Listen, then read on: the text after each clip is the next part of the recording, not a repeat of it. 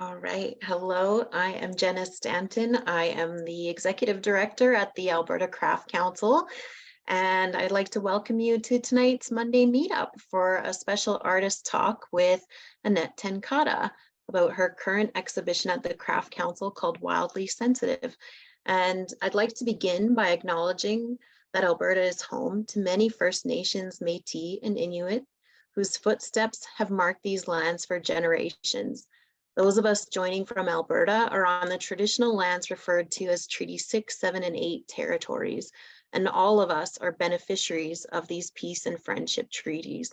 The Alberta Craft Council is dedicated to ensuring that the spirit of these treaties is honored and respected, and we hope that as individuals you join us in committing to learning, listening, and reflecting, and taking actionable steps in truth and reconciliation, and by celebrating and supporting the creativity of Indigenous craftspeople. And I'm very happy tonight to introduce you to Annette Cate. Annette studied ceramics at Sheridan Craft and Design program. In 2011, she came to Alberta to do a year-long residency at Medelta International Artist in Residence program, and which is where I had first met Annette. And fortunately for us and the animals of Alberta, she decided to stay and base her career in Medicine Hat. She's worked with the city's cultural organizations and school programs to teach youth through clay, and in recent years has dedicated herself full-time to her studio practice and is represented in a number of different galleries and shops across Alberta. Her solo exhibition, Wildly Sensitive, features hand-built clay sculptures that reflect her deep connection to the wildlife of this province. And depicting her subjects in almost human narratives, she invites the viewer to enjoy a sense of wonder about the varied and delightful wildlife that inhabit the Alberta landscape.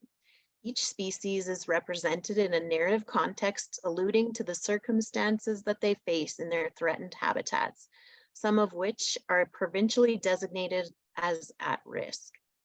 By injecting the scenarios with humor and lightheartedness, Annette's work offers an opportunity to identify with these animals, one that she hopes will lead to our increased awareness and need to protect them. Without further ado, welcome, Annette. Thank you. Thank you so much, Jenna. What a nice introduction. So I wanted to start by thanking the Craft Council. Jill Allen, the exhibitions coordinator, thank you so much for everything. This has been a wonderful experience. And Jenna Stanton, who you just heard there, executive director, thank you so much for everything. And Anna, who's helped me technically along the way. I appreciate it so much. And just everybody there at the ACC, thank you so much. It's been a wonderful experience from day one. Thank you. So this is the place, this is Medelta Potteries, and it's the place that brought me to Medicine Hat 11 years ago now. And I had intended to only stay for 1 year, but I ended up staying, 11 years now. So one of the things I noticed about living in Medicine Hat that was quite a bit different than where I was living in Ontario, Southern Ontario, about an hour from Toronto. And I noticed just the proximity to wildlife was a lot greater. I would see deer every day, pretty much, all sorts of wildlife just right at my doorstep. And that was something that I didn't see so much being in the city. But at the time that I was here at Medelta, this is my studio. I was working on the figure in clay, the human figure in clay. I think that's just what I was surrounded by, people, not so much animals. And I did the occasional animal because I had interest in that, but really I was depicting the human form when I first arrived here in Alberta. But I really couldn't escape these little guys, this little Nuttall's cottontail. I would see these all the time in the backyard. They would follow me around the garden. The deer again, I just would see them all the time. And I felt like I wanted to sort of represent these creatures that I was seeing all the time. So I started making them instead of people. And I've been making nothing but animals really since this time. At the time, I was also working with the school district. So I decided to stay in Medicine Hat partly because of this job that I got as an outreach artist with the school district. And so it was a really wonderful experience to work with kids. It also made me think about my own childhood and influences that I would have or that affected me as a child. And one of them is this show, Hammy Hamster, which my brothers and I enjoyed immensely as children. And so working with children, having these kind of influences, I knew that it was affecting my work a little bit. I was continuing to make a lot of wildlife, whatever I would see, deer, ground squirrels, and then many trips to the mountains here as well. I would think about the wildlife that we'd see in the mountains as well. And things like this beaver here, of course. But I started to realize that a lot of people didn't really appreciate some of the animals that I was making. I would hear some things about how a lot of these creatures were kind of a real pest or a nuisance. And so here are some of the comments that I heard. There are too many deer that keep eating my flowers. There should be a cull. Ground squirrels are good for target practice. Canada geese poop all over the golf course. Beavers are destroying the trees along the South Saskatchewan. I hope the city does something about it. And then I can tell you how to get rid of that rabbit in your backyard. So this led me to question, why? Why are some creatures considered expendable and others we consider to value, or we value them? It made me think about these things. So I started to change the way I worked a little bit as a response to this. I wanted to think about things like family values through wildlife. Things like even something as simple as cuddling or having intimate moments using wildlife, things that we value as well. Also, I started to depict animals in human scenarios. And this was all an attempt to kind of form a connection, make us feel perhaps more connected and less separate from what we were seeing. I also thought about, this is a response to COVID when we were all wearing loungewear pretty much all the time. And so I started to dress animals as well. Again, attempting to connect to us. This is a piece that was in the kit show. And also another response to COVID, the baking bunny. So all these pieces, I'm hoping make a connection and are also just a nice invitation to the work. And I'm hoping that you see yourself in these as well a little bit in a way that hopefully respects the animal. So this summer, I had the opportunity to put on a solo exhibition, and it was called Go for a Float. And it featured the ground squirrel, the Richardson ground squirrel, or gopher as people call it a lot. And I wanted to depict this creature because I feel of all of the animals that we consider to be a pest or a nuisance, probably the ground squirrel is the biggest pest or nuisance. And I just feel like a lot of people really don't respect the ground squirrel. And so my hope with this show, I had 40 pieces in the show, and they showed the ground squirrel doing different river float activities. And the river float is something that's really big here in Medicine Hat. I think it's across Alberta too. And so I wanted to depict that. And I'm hoping that, these moments of connection, hoping that you sort of see yourself in the work, the adventurous type, the serious kayakers. So that was my hope. And I did in that time, I was learning a lot more about the ground squirrel. And it got me thinking about how the ground squirrel is actually a really important part of the ecosystem here. Like a lot of falcons and hawks really need the ground squirrel in order to survive. I would say the very first time I thought about species at risk was this introduction to the grounds or to the burrowing owl. And I think I just fell in love with photographs that I had seen of the burrowing owl. I'd never seen one in person, except at Coaldale, where they had the bird sanctuary. And so this was my first introduction to animals at risk. And from there, I went to the Government of Alberta website to research a little bit more. This was kind of my starting point. There's a full list of species at risk and others that are sensitive here in Alberta. And the list is really long. There's also, it also lists animals that are secure. So it's a really nice resource. And I started to think about this show, Wildly Sensitive, and how I could depict animals that are considered sensitive or at risk. And I think the first thing I thought about was, is it still okay for me to kind of depict these creatures in a kind of cute way?